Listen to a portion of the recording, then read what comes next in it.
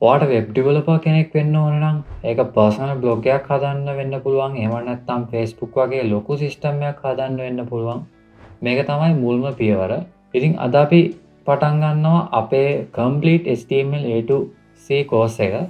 මම මිහිරංග. මේ course එකේදී මම ඔයාව කෝඩ් එක ගැන මුකුත්ම දන්නේ නැති තැනේ ඉඳලා ප්‍රොෆෙෂනල් වෙබ්සයිට් එකක් හදන්න අවශ්‍ය වෙන ලෙවල් එකට වෙනකන් අරන් යන්න බලාපොරොත්තු වෙනවා. මම මෙතනදී නිකම්ම ටැක්ස් ගැන කතා කරලා මේ කෝස් එක ඉවර කරන්න බලාපොරොත්තු වෙන්නේ නැහැ.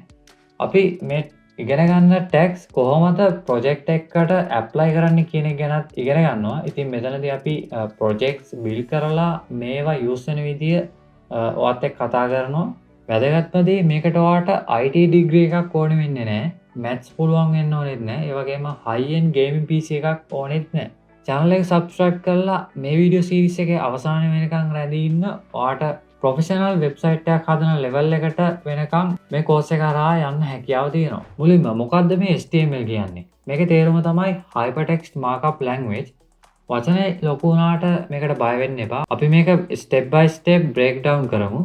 Hypertext කියන්නේ සරලවම links වලට ඔයා web page එකක තියෙන link එකක් click කරලා වෙන page එකකට යන process එකට තමයි hypertext කියන්නේ.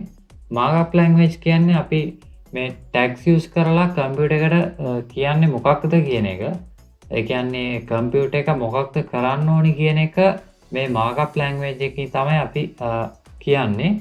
ඉතින් මේ HTML කියන්නේ Python හරි Java හරි වගේ programming language එකක් නෙවෙයි. මේකේ logic නෑ. මේකේ තියෙන structure එක විතරයි. ඉතින් ඒ නිසා තමයි markup language එකක් කියලා හඳුන්වන්නේ. හොඳයි HTML හරියට වැඩ කරන්නේ කොහොමද කියලා තේරුම් ගන්න අපි example එකක් විදියට එකක් හදන විදිය ගමු. web development වල ප්‍රධාන language තුනක් තියෙනවා.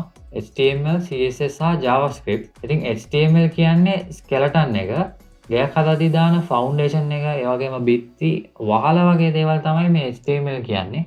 HTML නැතුව ගයක් හදන්න බෑ. ඒක නිකන් හිස් ස්පේස් එකක් විතරයි. CSS කියන්නේ ඉන්ටීරියර් ඩිසයින් එක. ඉතින් මේ අපේ එක්සැම්පල් එක ගත්තොත් ගෙදරක තියෙන පේන්ට් එක, ටයිල්ස්, ඒ වගේම ලස්සනට තියෙන ඩෙකොරේෂන්ස් තමයි CSS. CSS වලින් තමයි HTML ස්ට්‍රක්චර් එක ලස්සනට පේන්නේ. JavaScript කියන්නේ ෆන්ක්ෂනැලිටි එක. ගේක තියෙන ඉලෙක්ට්‍රිසිටි, වතුර ලයින් සහ අනිත් ස්මාර්ට් ෆීචර්ස් තමයි මේ JS කියන්නේ. නමුත් මේ කෝස් එකේදී අපි ફોකස් කරන්නේ ස්කෙලටන් එක, ඒ කියන්නේ HTML ගැන විතරයි. පේන්ට් කරන්න කලින් අපි මුලින්ම දැනන් ඉන්න ඕනේ කොහොමද බිත්ති බෙදලා ඉන්නේ කියලා. දැන් බලමු කොහොමද මේක ඔයාගේ කම්පියුටර් එකේ වැඩ කරන්නේ කියලා. අපි මුලින්ම ෆයිල් එකක් ඇතුලේ කෝඩ් ලියනවා. සාමාන්‍ය කෙනෙකුට මේක නිකන් ඉංග්‍රීසි වචන ගොඩක් වගේ පේන්නේ. ඒත් ඔයාගේ වෙබ් බ්‍රවුසර් එක ඒක Chrome වෙන්න පුළුවන්, එහෙම නැත්නම් Edge වෙන්න පුළුවන්. මේක කියවන්නේ ඉන්ස්ට්‍රක්ෂන් විදියට. ඔයා image tag එකක් ලිව්වොත් browser එක ඒක කියවලා screen එකේ ෆොටෝ එකක් පෙන්නනවා. ඉතින් ඔයා දැනටම image tag එකක් ගැන දන්නවා වෙන්නත් පුළුවන්, නොදන්නවා වෙන්නත් පුළුවන්. ඒක කිසිම ප්‍රශ්නයක් නැහැ. මේක තමයි සරලවම වෙන්නේ. developer කෙනෙක් විදිහට ඔයාගේ job එක තමයි browser එකට තේරෙන language එකකින් මේ instruction හරියට ලියන එක. ඉතින් HTML පාවිච්චි කරන්නේ අන්න ඒකට. ගොඩක් අය අහන ප්‍රශ්නයක් තමයි මේක ඉගෙන ගන්න මට ලොකු දැනුමක් ඕනේද කියන එක. ඇත්තටම උත්තරේ තමයි සරලවම නෑ. මොකද මේකට ඔයාට මැත්ස් බැරි වුණාට ප්‍රශ්නයක් නෑ. ඒ වගේම high end gaming PC එකක් ඕන නෑ. ඔයාට ඕන නම් ඔයාගේ අවුරුදු 10ක් විතර පරණ laptop එකක් වුණත් මේකට පාවිච්චි කරන්න පුළුවන්. කිසිම ප්‍රශ්නයක් නෑ. ඉතින් ඒ වගේම සල්ලි වියදම් කරලා software purchase කරන්නත් ඕනේ නෑ. අපි මේ course එකේදී පාවිච්චි කරන හැම ටූල් එකක්ම 100% ෆ්‍රී. සමහර විට ඔයාලට මේ පාර්ට් එක බෝරින් වෙන්න පුළුවන්. නමුත් අපි හරියට ඉන්ට්‍රොඩක්ෂන් එක දැනගෙන ඉස්සරහට යන එක තමයි හොඳ.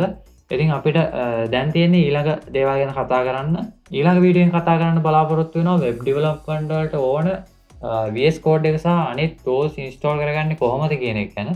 ඉතින් channel එක subscribe කරලා එකතු වෙලා ඉන්න. මේ වීඩියෝ series එක දිගටම continue වෙනවා. ඉතින් ඔයාලට පුළුවන් මේ වීඩියෝ series එකේ අවසානයේ වෙනකන් රැඳී ඉඳලා හොඳ knowledge එකක් ගන්න HTML ගැන. ඒ වගේම CSS සහ JavaScript ගැනත් ඉදිරියේදී මේ විදිහටම course එකක් ගේන්න බලාපොරොත්තු වෙනවා. ඉතින් channel එකත් එක්ක රැඳිලා ඉන්න දිගටම. එහෙනම් ඊළඟ වීඩියෝ එකකින් හමු වෙමු.